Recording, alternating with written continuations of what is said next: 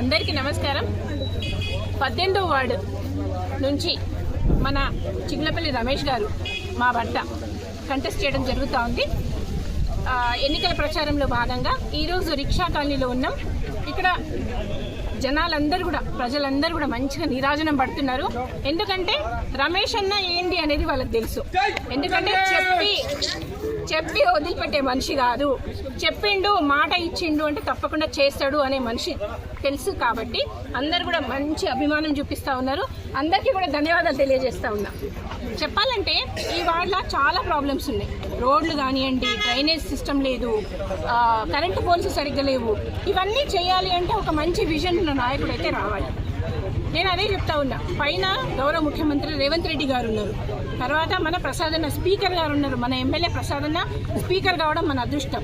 తర్వాత ఇప్పుడు కాబోయే మున్సిపల్ చైర్మన్ గడ్డం అనన్య గారు కాంగ్రెస్ పార్టీకి, మరి తర్వాత ఇప్పుడు అన్న కూడా కాంగ్రెస్ పార్టీ నుంచి గెలిస్తేనే కాంగ్రెస్ ఇవన్నీ కూడా రోడ్లు కానీ ఇప్పుడు నేను చెప్పిన ప్రాబ్లమ్స్ అన్నీ కానీ తీరడానికి ఆస్కారం ఉంటుంది. అట్లా కాకుండా ఏదో వేరే పార్టీ వాళ్ళు గెలిచిందనుకోండి, ఫండ్స్ అనేవి రావు, సో డెవలప్మెంట్ అనేది రాదు. నేను చెప్పేది ఏంటి అంటే ఒకసారి ఆలోచించాలి.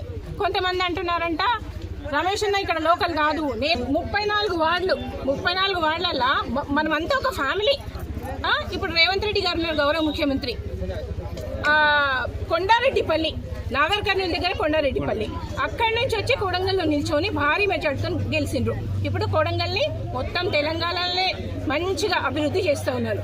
అంటే ఇది లోకల్ నాన్ లోకల్ ఇష్యూ కాదు. ఎవరైతే విజన్ ఉన్న నాయకుడు ఉంటాడో వాళ్ళదే మంచిగా చేస్తారు అనేది ఒక ఇష్యూ.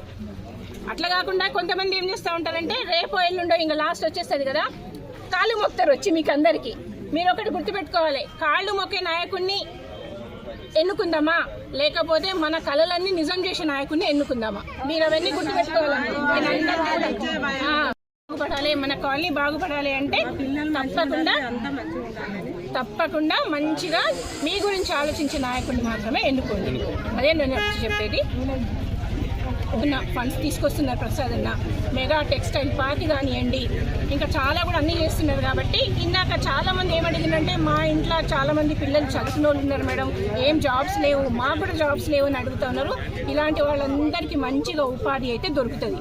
అనంతగిరి కూడా 1000 కోట్లతో అభివృద్ధి చేస్తూ ఉన్నారు. అక్కడ కూడా మనకి జాబ్స్ వస్తాయి. ఇక్కడ మెగా టెక్స్టైల్స్ కూడా మనకి జాబ్స్ వస్తాయి. కాబట్టి మీరందరికీ కూడా ఇందిరమ్మ ఇండ్లు కావాలన్నా, పెన్షన్లు కావాలన్నా, ఏది ఇట్లా జాబ్స్ కావాలన్నా అందరికీ కూడా మంచి వస్తాయి. దీంట్లో అయితే మీరేమి అనుమానం అయితే పెట్టుకోకండి. సో ఆలోచించి ఓటేయండి. నేను అదే చెప్పేది, ఆలోచించి ఓటేయండి. ఎవరికి ఓటేస్తే మీ బతుకులు బాగుపడతాయి, మీ కాలనీ బాగుపడతాయి. అదొకటి మాత్రమే చూసుకోండి అని కోరుతా ఉన్నా. Thank you so much. 18 number ward से रमेश अन्ना ठहरे हुए हैं. अपने को रमेश अन्ना कोरोना में बहुत साथ दिए. क्योंकि कोरोना में मेरे 2020 में शादी हुई थी. मेरा घर जो था रेड जोन में गिर गया था टोटल, और मेरे 2 फैमिली मेम्बर्स गांधी को चले गए थे.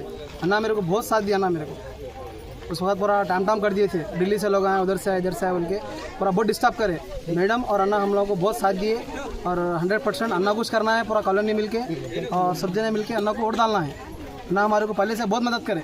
पहले से 6 साल से अन्ना हमको करे. बोर्ड डाला है, खंबे डाला है, पानी डाला है, बहुत कुछ करे अन्ना हमारे को पुराने में. अभी आगे भी उम्मीद है कि अन्ना करने वाले